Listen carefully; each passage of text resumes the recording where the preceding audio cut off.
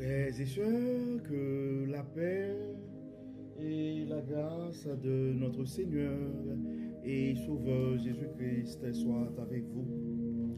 Ici et de Boyo-Eight Redemption Ministries pour notre dévotion matinale pour ce mercredi 4 décembre 2024. Toujours dans la mission de vous accompagner journée après journée, réveil après réveil, matinée après matinée, sur le chemin du royaume de Dieu. Car l'essentiel, frères et sœurs, est dans le royaume de Dieu. La force est en Dieu, la consolation est en Dieu, la délivrance est en Dieu, la guérison est en Dieu, frères et sœurs. L'abondance est en Dieu, la sagesse est en notre Dieu et surtout l'espérance, frères et sœurs, est en Dieu. C'est pourquoi nous nous répétons à chaque instant, à chaque occasion, cherchons d'abord le royaume de Dieu et sa justice, et toutes les autres choses nous seront données en plus. Donc bon réveil mon frère, bon réveil ma soeur, que le nom de l'Éternel soit béni, que le nom de notre Dieu soit exalté, que le nom du Tout-Puissant soit glorifié, car il nous a fait du bien. Oui, frères et sœurs, beaucoup n'ont pas survécu cette nuit. Beaucoup ne se sont pas réveillés ce matin. Oui, tu peux crier. Oui, tu peux crier que les bontés de l'Éternel ne sont pas épuisées. Ses compassions ne sont pas à leur terme. Elles se renouvellent chaque matin. Oui, frères et sœurs, la fidélité de notre Dieu est grande. Oui, nous pouvons crier Ebenezer, Ebenezer, jusqu'ici l'Éternel nous a secourus. Rendons grâce à notre Dieu pour ses bienfaits envers nous, frères et sœurs. Louez le nom de notre Dieu, car le psalmiste nous dit que tous ceux qui respirent louent l'Éternel. Donc si tu penses ce matin à un frère, si tu penses ce matin à une sœur, c'est une occasion pour partager le message de la parole de Dieu. Nous t'invitons à partager notre dévotion. On ne sait jamais, frères et sœurs, ce que la parole de Dieu peut faire dans la vie de l'un de ses enfants bien-aimés.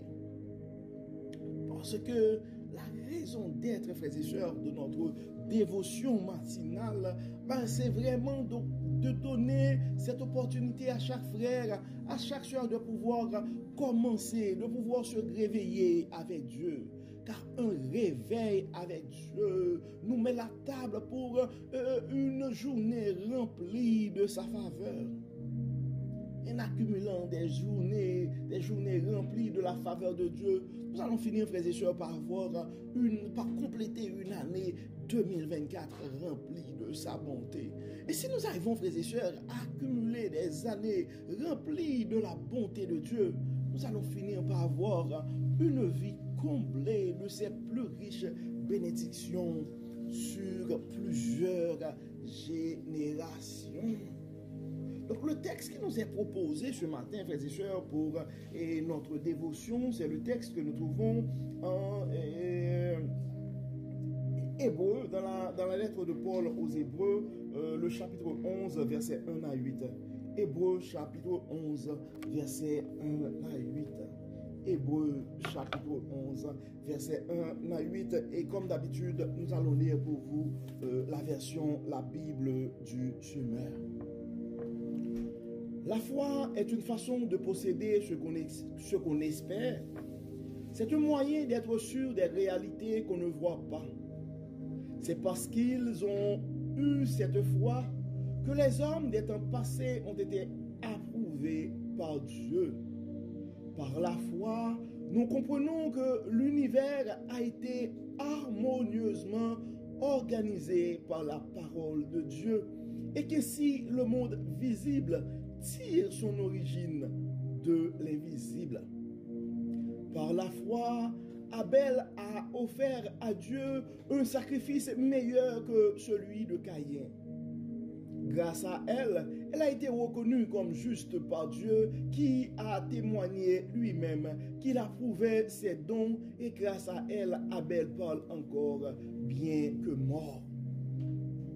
Par la foi, Enoch a été enlevé auprès de Dieu pour échapper à la mort et on ne le trouva plus parce que Dieu l'avait enlevé. En effet, avant de nous parler de son enlèvement, l'Écriture lui rend ce témoignage. Il était agréable à Dieu. Or, sans la foi, il est impossible de lui être agréable. Car celui qui s'approche de Dieu doit croire qu'il existe et qu'il récompense ceux qui se tournent vers lui. Par la foi, Noé a construit un bateau pour sauver sa famille. Il avait pris au sérieux la révélation qu'il avait reçue au sujet d'événements qu'on ne voyait pas encore. En agissant ainsi, il a condamné le monde et Dieu lui a accordé d'être déclaré juste en raison de sa foi. Par la foi, Abraham a obéi à l'appel de Dieu qui lui ordonnait de partir pour un pays qu'il devait recevoir plus tard en héritage. Il est parti sans savoir où il allait. Par la foi, il a séjourné en étranger dans le pays qui lui avait été promis, vivant sous des tentes de même qu'Isaac et Jacob, qui sont héritiers avec lui de la même promesse. Car il attendait la cité au fondement inébranlable dont Dieu lui-même est l'architecte et le constructeur. Par la foi, Sarah, elle aussi qui était stérile, a été rendue capable de devenir mère alors qu'elle en avait depuis longtemps passé l'âge. En effet, elle était convaincue que celui qui avait fait la promesse est fidèle. Nous venons de lire, frères et sœurs, le texte et la lettre de Paul aux Hébreux dans le chapitre 11 et nous avons lu du verset 1er jusqu'au verset 11.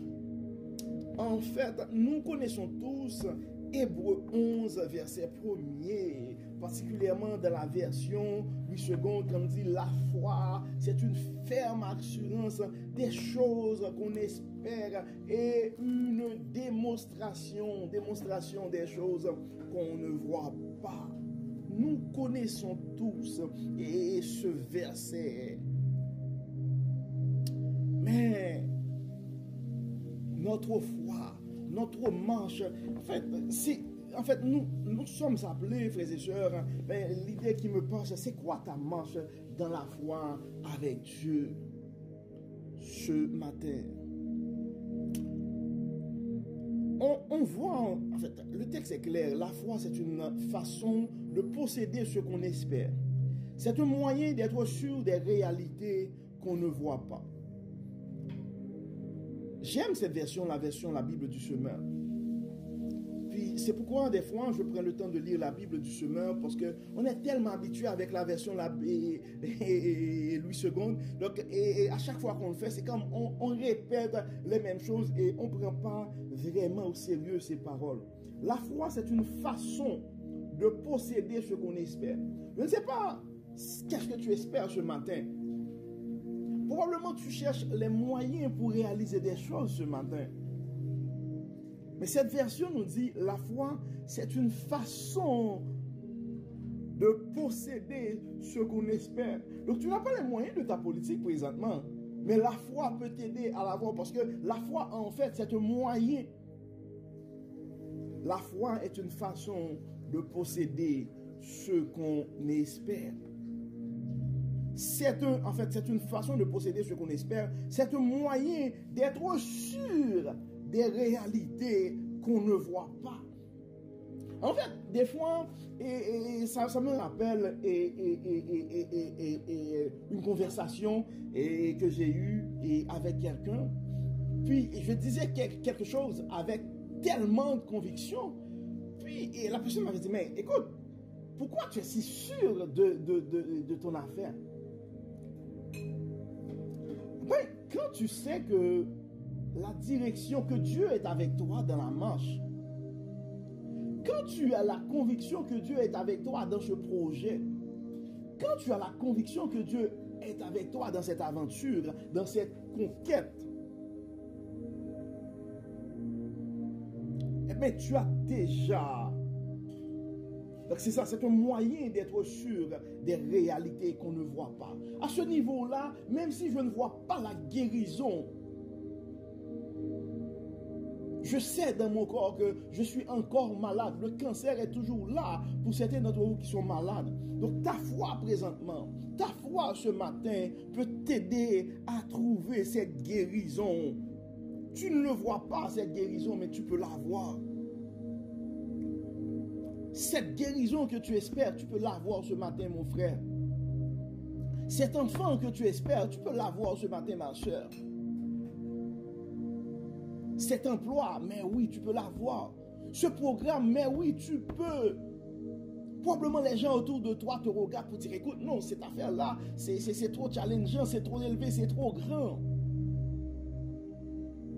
Je vais te répéter les paroles de Hébreux 11, verset 1er.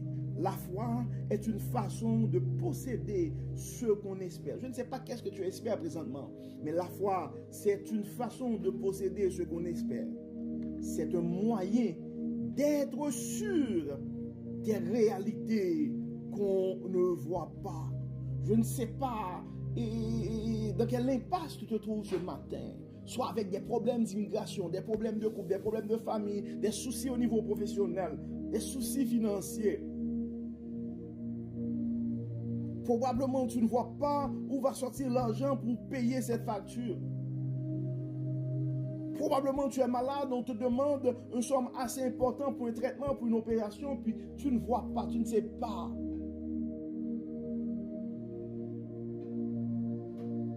Probablement, ce matin, tu as des problèmes de foie, ça te prend un don d'organe, mais on ne sait pas, tu es sur une liste d'attente. Je ne sais pas qu'est-ce que tu espères ce matin, qu'est-ce que tu attends ce matin. Mais Dieu veut te parler pour te rappeler que la foi, c'est une façon de posséder ce que tu espères ce matin.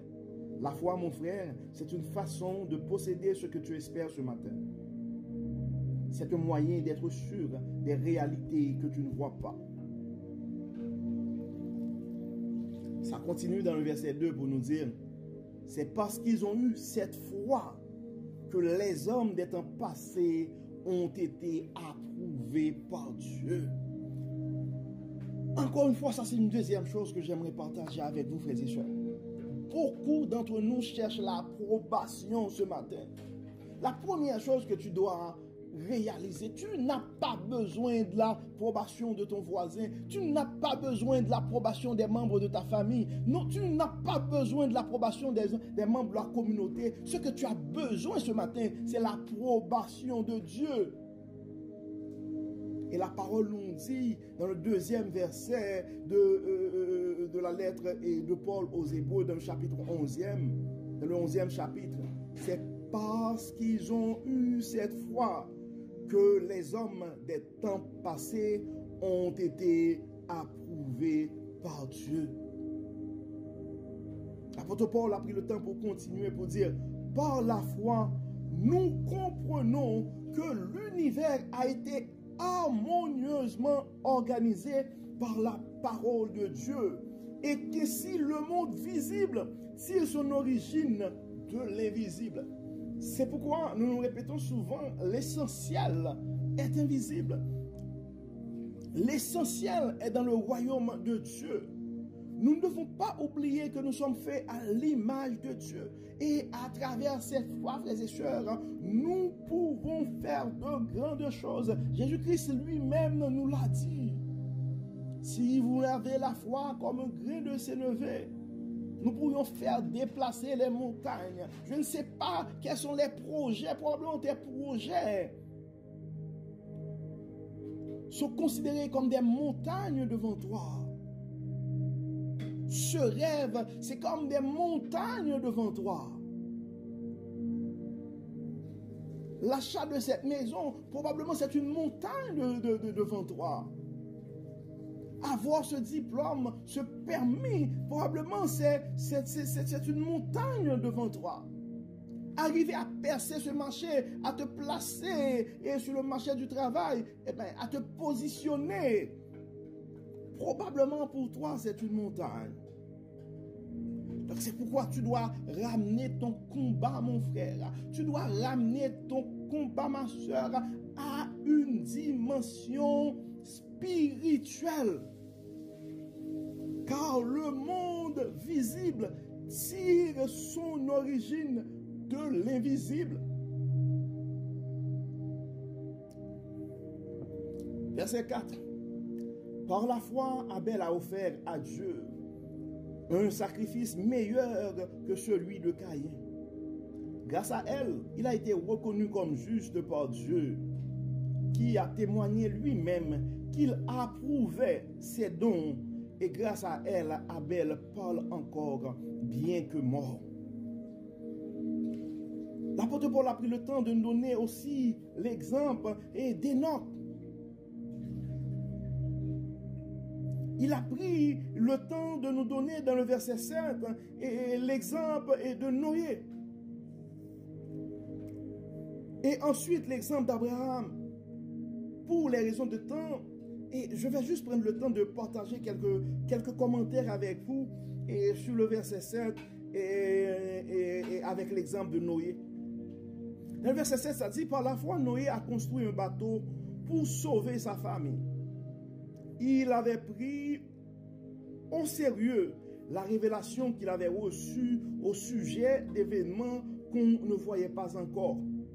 En agissant ainsi, il a condamné le monde et Dieu lui a accordé d'être déclaré juste en raison de sa foi. Probablement, tu as reçu une révélation de Dieu. Puis, quand tu regardes, tu es comme intimidé par les gens qui sont autour de toi parce que pour le visible, pour le réel, dans le monde physique, ça n'a pas d'allure, ça n'a pas de sens. Donc je t'invite, mon frère, je t'invite, ma soeur, à prendre au sérieux cette révélation. Ça, c'est la première chose. Parce que ça me dit, il avait pris au sérieux, Noé avait pris au sérieux la révélation de Dieu qu'il avait reçue au sujet d'événements qu'on ne voyait pas encore. Généralement, et nous sommes tous des curieux, nous avons été formés par des scientifiques. Ça nous prend des preuves pour croire des choses. Ça nous prend quelque chose de palpable pour comprendre les choses. Mais nous venons tout de suite de voir que le monde visible trouve son origine dans l'invisible. Donc le monde visible tire son origine de l'invisible. Donc c'est normal quand Dieu te révèle quelque chose. C'est pourquoi on appelle ça révélation. Ce n'est pas donné à tout le monde. C'est une révélation de Dieu à toi. Donc c'est normal que les gens ne comprennent pas. Parce qu'ils n'ont pas eu cette révélation. Et malheureusement, tout le monde n'aura pas des révélations. Mais heureux ceux et celles qui vont croire et prendre au sérieux la révélation reçue de Dieu. J'aime beaucoup. Il avait pris au sérieux. Et Noé a construit un bateau pour sauver sa famille.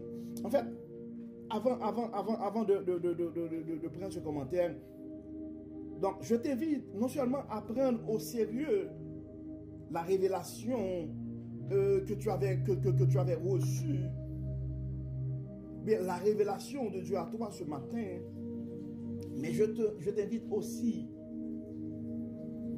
à agir. Commence à construire ton bateau.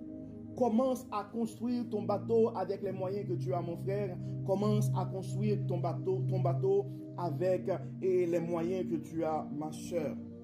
Ça dit par la foi, Noé a construit un bateau pour sauver sa famille. En fait, quand tu reçois la révélation, tu vas prêcher. Tu vas partager le message. Tu ne dois pas garder le message pour toi. Tu dois partager le message aux autres. Mais ce n'est pas à toi de les convaincre. Ce n'est pas à toi de les convaincre. Et les gens, ça dit que Noé a construit le bateau pour protéger et a construit un bateau pour sauver sa famille. Et ça me porte à penser et la parole de Jésus-Christ pour dire, mes frères et sœurs, ce sont ceux qui font la volonté de Dieu. Et moi, je vais prendre l'autorité pour dire que ta famille, ta vraie famille, ce sont des gens qui vont croire à la révélation que Dieu t'a confiée. Donc, prends au sérieux la révélation de Dieu à toi ce matin, mon frère. Prends au sérieux la révélation que Dieu t'a confiée ce matin, ma soeur. Et ensuite, construis ton bateau. Construis ton bateau. Et pour des raisons de temps, là, et on est déjà à 21 minutes, frères et sœurs, et généralement, on n'est pas si long pour une dévotion, mais j'ai comme une poussée, et je pense qu'il y a quelqu'un qui a besoin de recevoir cette parole-là. C'est dans le verset 8, ça dit, par la foi, Abraham a obéi et à l'appel de Dieu qui lui ordonnait de partir pour un pays qu'il devait recevoir plus tard en héritage. Donc on voit, des fois nous cherchons la garantie, frères et sœurs, mais il n'y a pas de garantie. La foi, la garantie de la foi, c'est le mot de Dieu. C'est la même chose dans la diplomatie quand on regarde même dans les films. Puis quand les grands et les chargés d'affaires vont rencontrer pour faire un deal, puis quand la personne demande une garantie, on voit c'est une poignée de main, puis regarde l'autre dans les yeux pour dire je te donne ma parole. Donc ta garantie ce matin, c'est la foi, c'est ta foi en Jésus-Christ, c'est la parole de Dieu, car nous avons la conviction que notre Dieu c'est un Dieu fidèle. La parole nous dit qu'il est parti sans savoir où il allait. Des fois, on demande des preuves, on demande des explications. Même la personne qui porte le rêve, qui a eu la révélation, ne sait pas où Dieu va arriver avec elle. Mais la personne a la conviction, Dieu m'a parlé. Donc, je fais confiance à ce Dieu-là. Donc, il sera fait selon notre foi, frères et sœurs. Il sera fait selon notre foi.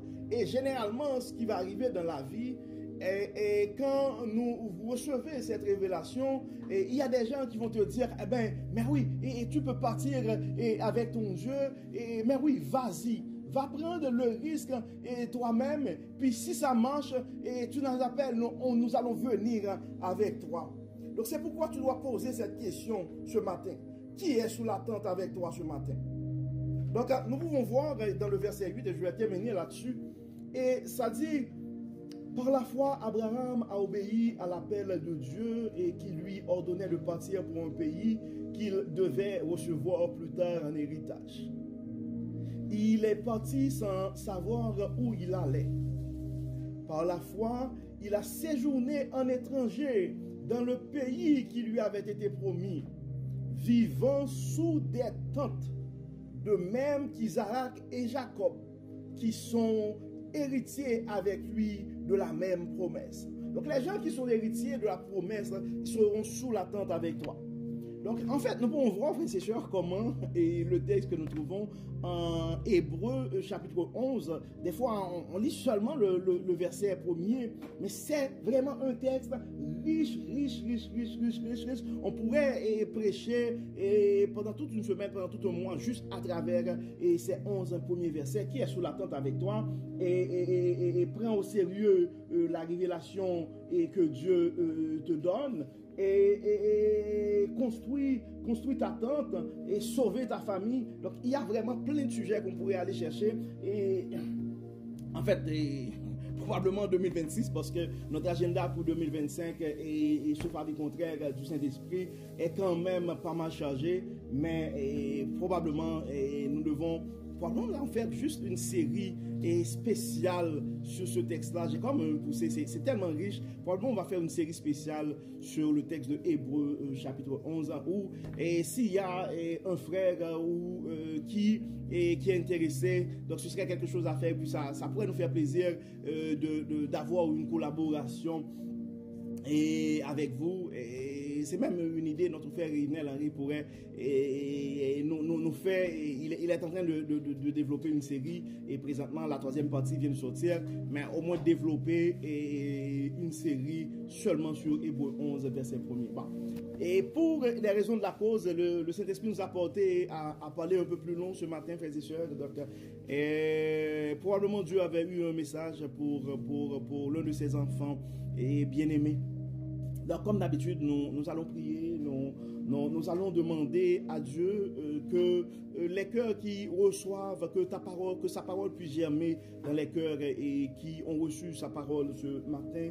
Nous allons continuer à intercéder pour nos frères et sœurs qui sont malades, qui cherchent une délivrance ce matin, et nos frères et sœurs qui cherchent la guérison, et nos frères et sœurs qui probablement ont un souci et quelconque. Donc nous allons prier avec foi et comme d'habitude, et au nom de Jésus, nous avons la conviction qu'ils vont avoir ces témoignages. Prions le Seigneur.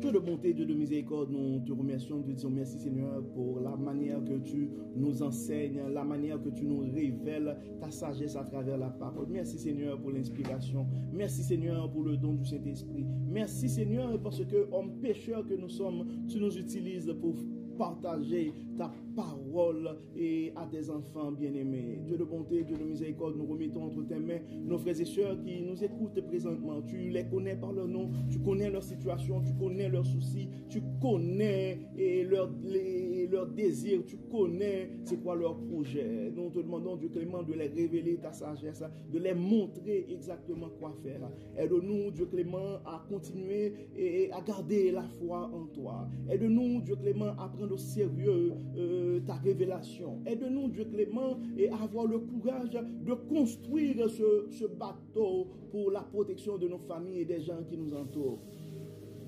Aide-nous, Dieu clément, à être obéissants. Aide-nous, Dieu clément, à avoir le courage de déplacer, même si on ne sait pas exactement où c'est quoi la destinée. Mais aide-nous, Seigneur, à pouvoir nous déplacer juste selon ta parole. Nous te demandons, Dieu, simplement de nous aider à prendre soin des gens qui sont sous l'attente avec nous. Assiste-nous, Dieu clément. Guide-nous, protège-nous, accompagne-nous, enlève-nous tout ce qui n'est pas de toi.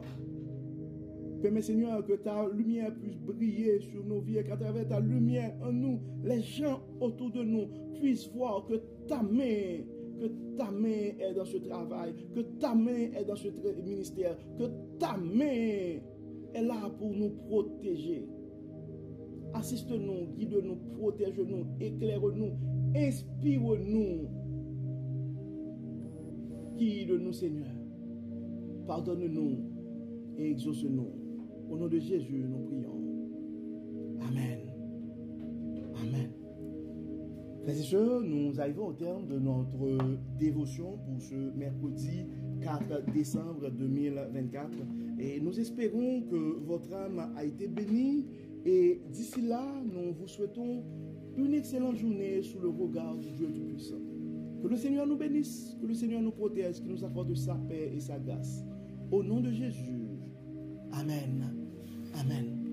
Bon mercredi, frères et sœurs, et à demain.